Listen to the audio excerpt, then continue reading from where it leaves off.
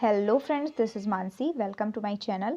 सो आज के क्विज़ का टॉपिक होने वाला है सोलर सिस्टम, जो कि बहुत इंटरेस्टिंग है। So without any delay let's get started. Okay, so हमारा फर्स्ट क्वेश्चन है, who propounded the law of planetary motion. किसने प्लैनेटरी मोशन, ग्रहों की गति से संबंधित नियम दिया था? ऑप्शंस हैं ए कोपरनिकस, बी गैलीलियो, सी कैपलर या फिर डी न्यूटन। तो इसका करेक्ट आंसर है सी कैपलर। कैपलर ने प्लैनेटरी मोशन के 3 लॉ दिए थे। पहला लॉ था कि प्लैनेट किस पाथ पे रिवॉल्व करता है, जो कि इलिप्टिकल पाथ है, दीर्घ वृत्ताकार पाथ है। और दूसरा दिया था उन्होंने एरियल वेलोसिटी पे। उन्होंने बोला था कि प्लैनेट और जो सन है उसके बीच की दूरी, एक समय में तय की गई दूरी में जितना भी एरिया कवर होगा वो हर जगह पे सेम होगा। मतलब जो प्लैनेट है जब सन के दूर होता है, सन से दूर होता है, तब उसकी दूरी, जब सन से दूर होगा तो उसकी जो चाल होगी, स्पीड होगी, वो स्लो होगी, ठीक है। और जब सन के पास होगा तब उसकी स्पीड फास्ट होगी। और तीसरा जो दिया था वो टाइम से रिलेटेड दिया था, टाइम पीरियड से रिलेटेड, कि एक प्लैनेट सूर्य के चारों तरफ एक चक्कर लगाने में कितना समय लेता है। तो इसका करेक्ट आंसर है सी कैपलर। अगले क्वेश्चन पे आते हैं। नेक्स्ट क्वेश्चन हमारा है, to the brightest planet is, सबसे चमकीला ग्रह कौन सा है? ए अर्थ, बी वीनस शुक्र, सी मार्स या फिर डी जुपिटर। मार्स मंगल या फिर डी जुपिटर, ठीक है। तो इसका करेक्ट आंसर है बी वीनस। शुक्र जो है वो सबसे चमकीला ग्रह है। चमकीला ग्रह क्या है ये, सन और जितना भी सन और मून है ये चमकीले हैं, और इनके बाद सबसे ब्राइटेस्ट शुक्र ही है। शुक्र जो है सबसे पहले रात्रि में सबसे पहले दिखने वाला, और सन में सूर्य मॉर्निंग के समय सबसे बाद तक रहने वाला ग्रह है, सबसे देर तक दिखता है। तो यह है इसका करेक्ट आंसर, वीनस शुक्र है। अगले क्वेश्चन, थर्ड क्वेश्चन पे आते हैं हम। थर्ड क्वेश्चन है हमारा, the hottest planet among the following is, इनमें से सबसे गर्म ग्रह कौन सा है? ऑप्शन है आपके, ए अर्थ, बी मार्स, सी सैटर्न, डी मरकरी। अर्थ या फिर मार्स मंगल, सी सैटर्न शनि या फिर डी मरकरी बुध। तो सबसे गर्म ग्रह जो है वो बुध है।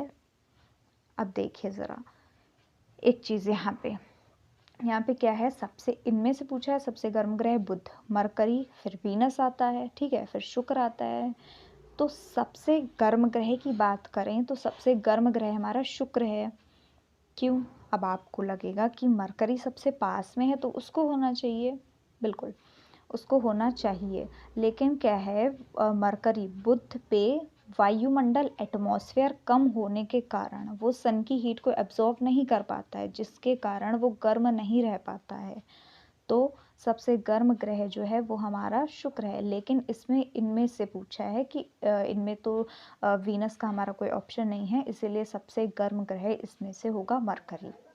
ओके, सो हमारा फोर्थ, नेक्स्ट अगला क्वेश्चन है, fourth, approx how much temperature of the surface of the sun. सूरज की सतह का तापमान लगभग कितना है? ऑप्शन हैं आपके, A 3000 degree centigrade, B 5000 degree centigrade, C 6000 degree centigrade या फिर डी 7000 डिग्री सेंटीग्रेड। तो देखिए, सूरज की जो सरफेस है उसको हम फोटोस्फीयर बोलते हैं। सूरज की सतह को, सूरज की सरफेस को फोटोस्फीयर बोलते हैं। तो उसका जो टेम्परेचर है वो अप्रोक्स 6000 डिग्री सेंटीग्रेड है। वैसे उसका टेम्परेचर अगर हम देखें तो 5700 डिग्री सेंटीग्रेड है। यहाँ पे ऑलमोस्ट राउंड ऑफ करके 6000 डिग्री सेंटीग्रेड बोल देंगे। Correct answer is C. Come to the next question, which is fifth. Planets without satellites are, बिना सैटेलाइट मतलब उपग्रह, बिना उपग्रह के कौन से ग्रह हैं? बिना planet without satellite, A Mercury and Mars, Mercury मतलब बुध और मंगल, बी मार्स एंड वीनस, मंगल और शुक्र, सी मार्स एंड नेपच्यून, मंगल एंड वरुण, D Mercury and Venus, Mercury शुक्र और वीनस सॉरी उल्टा ही बोल दिया मैंने। मरकरी मतलब बुध, बुध और वीनस मतलब शुक्र। तो देखिए दो, वैसे तो सारे ग्रह के सैटेलाइट्स हैं, लेकिन दो ग्रह ऐसे हैं जिनके सैटेलाइट नहीं हैं, वो है मरकरी और वीनस। तो इसका करेक्ट आंसर है ऑप्शन डी, मरकरी और Venus. Okay, Mercury and Venus. बुध और शुक्र के सैटेलाइट्स नहीं हैं। नेक्स्ट क्वेश्चन पे आते हैं। अगला क्वेश्चन 6 है हमारा, where is the sea of tranquillity. Sea of tranquillity मतलब शांति सागर कहाँ है। ऑप्शन है आपके, ए अर्थ पृथ्वी पर, बी सन सूरज पर, या फिर सी वीनस शुक्र पर, या फिर डी मून चांद पर। तो शांति सागर जो है वो चांद पे मौजूद एक जगह है, उसको हम बोलते हैं। इसमें क्या था, जब नील आर्मस्ट्रॉन्ग पहली बार चांद पे उन्होंने कदम रखा था, तो वो जिस जगह पे उतरे थे वहाँ पे बहुत बड़े बड़े पत्थर, बहुत ही सुंदर नज़ारा, मतलब बहुत ही शांति में जगह थी। तो वहाँ को, उस जगह को नाम दे दिया गया सी ऑफ ट्रैंक्विलिटी, शांति सागर। तो शांति सागर क्या है, चांद पे मौजूद एक जगह है। D option is the correct. अगले क्वेश्चन पे आते हैं। अगला क्वेश्चन 7 है हमारा, apart from the earth on which planet is the atmosphere found. पृथ्वी के अलावा किस प्लैनेट पे एटमॉस्फेयर पाया जाता है। Option A Mercury, option B Mars, option C Jupiter, या फिर ऑप्शन डी सैटर्न। तो देखिए पृथ्वी के अलावा एटमॉस्फेयर जो है वो मार्स पे पाया जाता है, मंगल ग्रह पे पाया जाता है।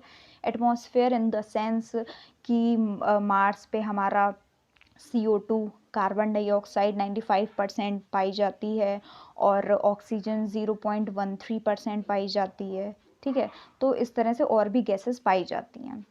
तो इस पर भी रिसर्च चल रही है, लाइफ है या नहीं, इस पे रिलेटेड रिसर्च चल रही है। तो 7 का B answer is the correct, Mars पे एटमॉस्फेयर पाया जाता है। अगले क्वेश्चन, नेक्स्ट क्वेश्चन हमारा 8 है, what is the distance of the earth from the sun. सूरज से लेके पृथ्वी की कितनी दूरी है। ऑप्शन है आपके, option A 149 million kilometre, option B 150 million kilometre, option C 236 million kilometre, या फिर ऑप्शन डी 256 मिलियन किलोमीटर। तो सूरज से लेके पृथ्वी तक की दूरी है 149 मिलियन किलोमीटर। ठीक है, 149 मिलियन किलोमीटर।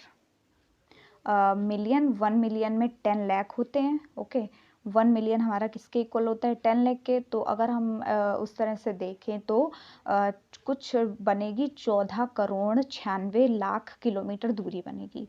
तो सन से लेके पृथ्वी की दूरी 149 मिलियन किलोमीटर, और 14 लाख 14 लाख 14 लाख बोल दिया मैंने, 14 करोड़ 96 लाख किलोमीटर है। तो सूरज से इतनी दूरी होने के कारण जो सनलाइट है वो पृथ्वी तक पूरे 8 minute 16 second 8 minute and 16 second में पृथ्वी तक आ पाती है। क्लियर है, 149 million kilometre is the correct answer. अगला क्वेश्चन 9th क्वेश्चन है हमारा, where is the duration of day and night equal on earth. पृथ्वी पर दिन और रात कब बराबर होते हैं। ऑप्शन से ए इक्वेटर भूमध्य रेखा पर, बी ट्रॉपिक ऑफ कैप्रिकॉर्न मकर रेखा पर, सी ट्रॉपिक ऑफ कैंसर कर्क रेखा पर, या फिर डी पोल्स या फिर ध्रुवों पर। देखिए साल में 2 दिन ऐसे होते हैं जिस दिन अर्थ का इक्वेटर जो है वो डायरेक्ट सूरज के सामने होता है।